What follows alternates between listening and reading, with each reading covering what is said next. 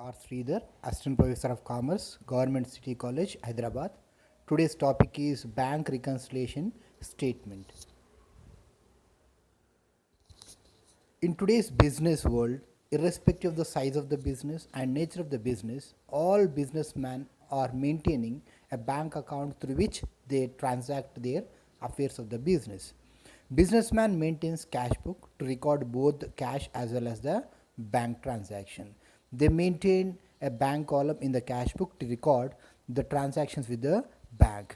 A cash book has a cash column which shows the cash balance available with the business and a bank column which shows cash at bank. Bank also keeps an account for every customer in their books and gives a document called passbook. A passbook is a book where the transactions are recorded by the banker of its customers. So here we need to understand two things. One is the cash book and the other one is the passbook. All entries made in the cash book are recorded by an accountant of the business firm, whereas the entries made in the passbook are done by the banker.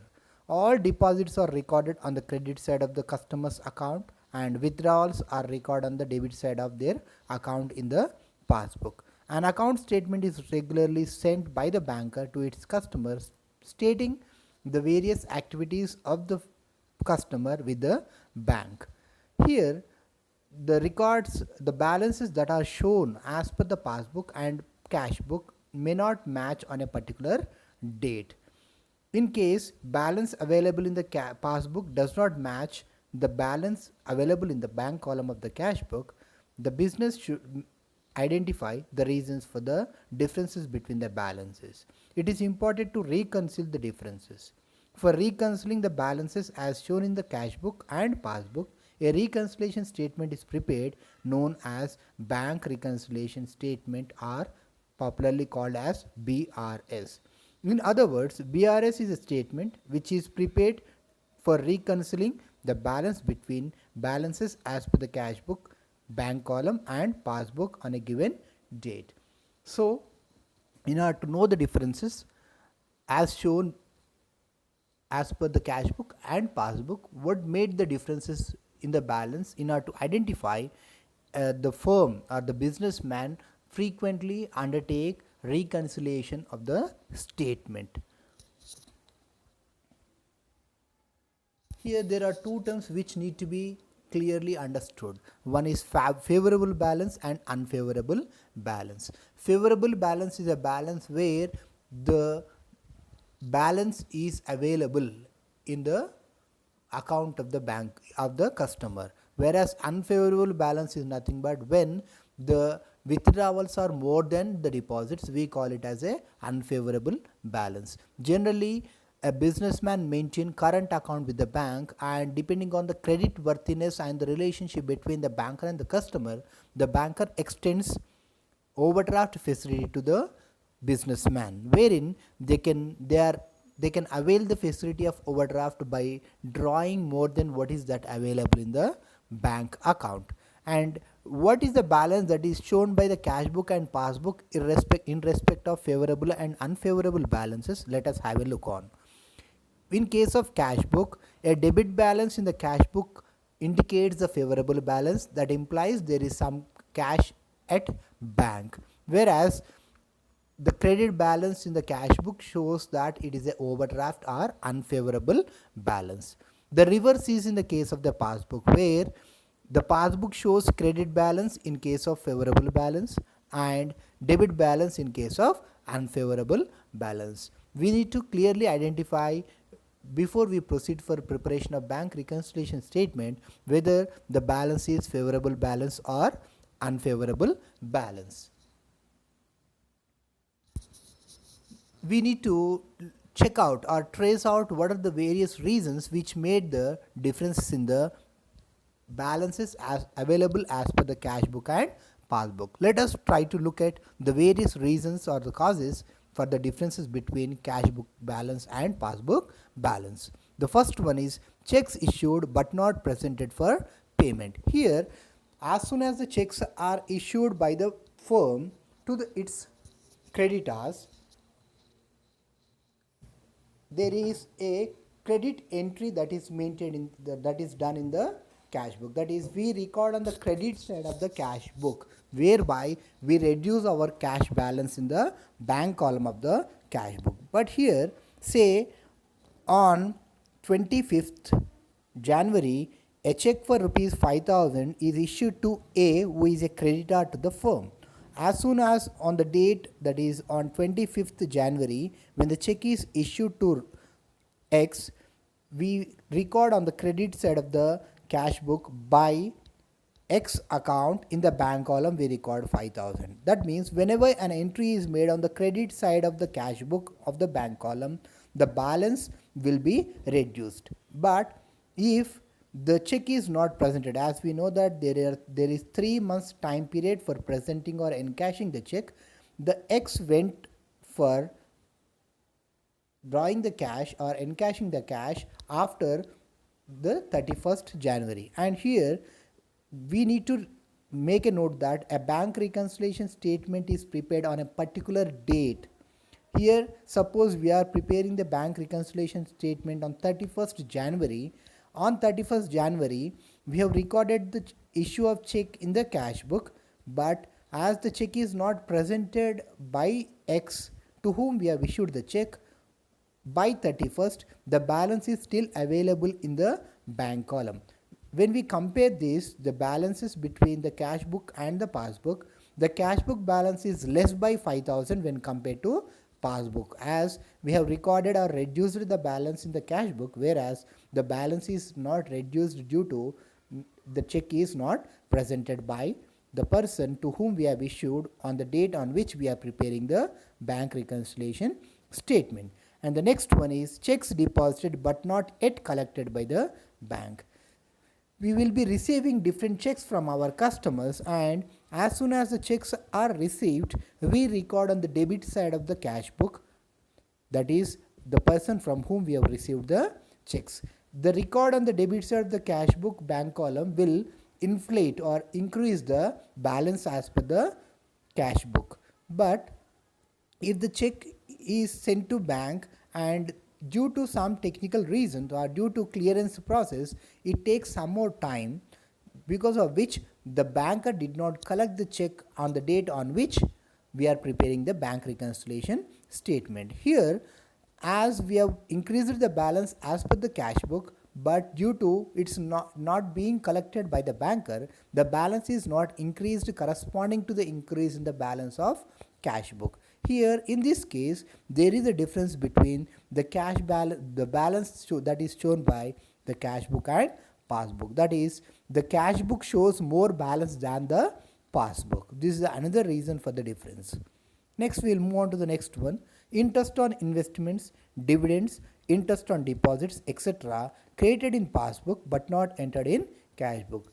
Due to the services, due to the increased services, there is a number of services that are being provided by the banker to the customer. Here, the banker collects the incomes that need to be received by the customer and credits in the account of the customer. Here, say for example, there is some interest on investments or dividends that is being received, and even the banker also credits some interest on the funds available in the bank's account.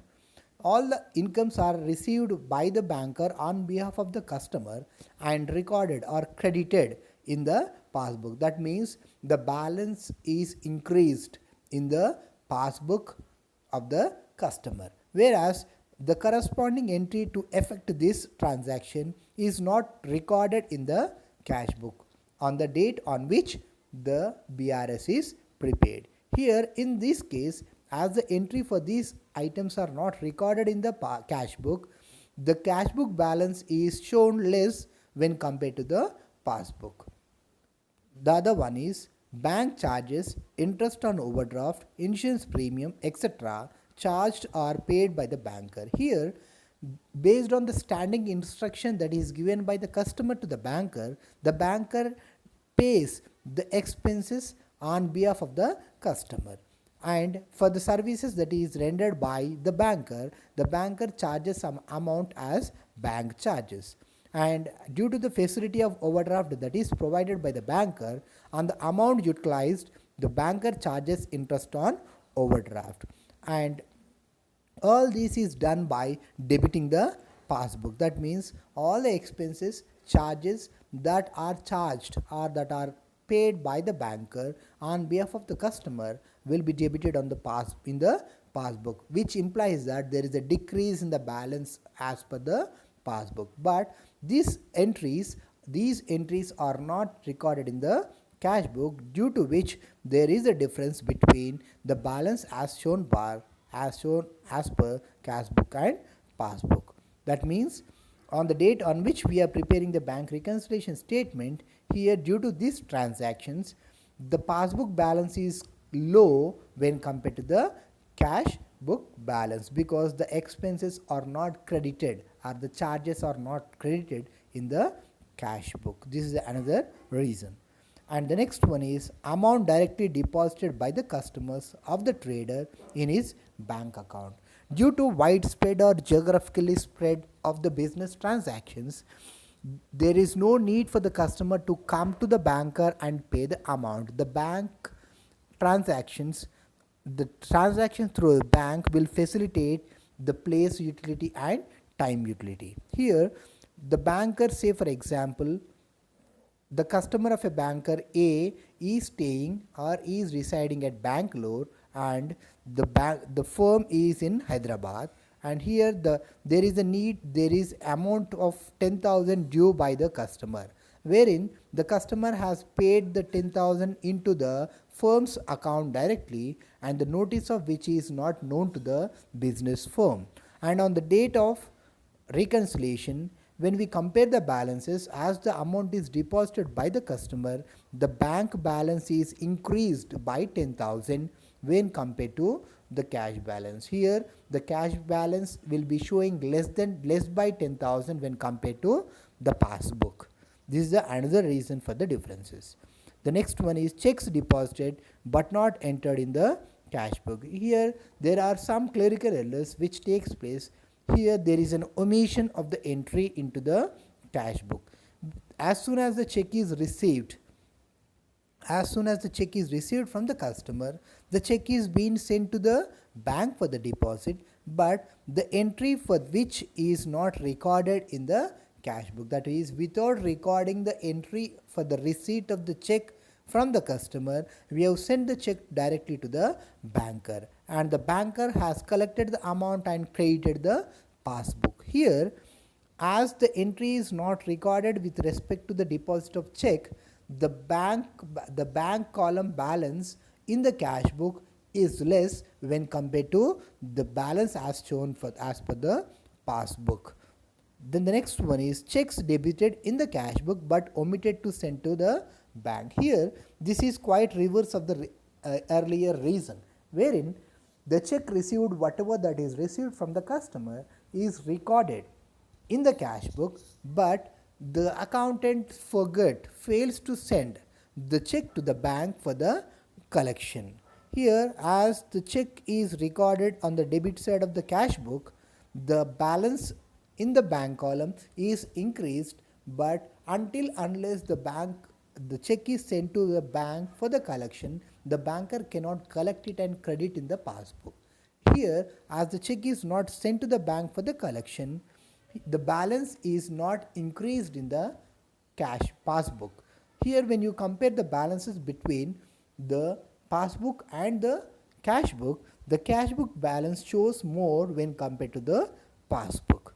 And lastly, the errors in the cash book are passbook due to clerical errors, or the errors due to errors made by either the accountant or the banker. Sometimes the entries are passed incorrectly. That is, say for example, a banker has created the firm's business account instead of some other's account. This is a mistake that is made by the person. And all errors of recording or compensating errors of omission, all these will affect the balance, will lead to a differences between the balance as shown per cash book and passbook. Here, an accountant, after receiving a bank statement, periodically has to verify and reconcile the balances on a particular date as shown as per the cash book and passbook, and try to arrive at what are the reasons for the differences between these two. This will help an accountant to identify and to recheck the balances or the transactions with the banker. So it is done periodically, and it will help the accountant to rectify the errors and identify the errors and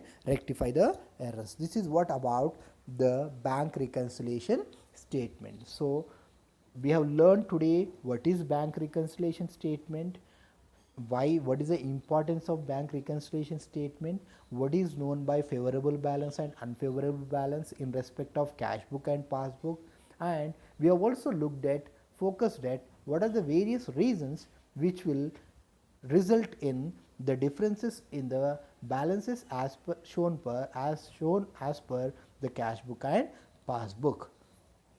So thank you.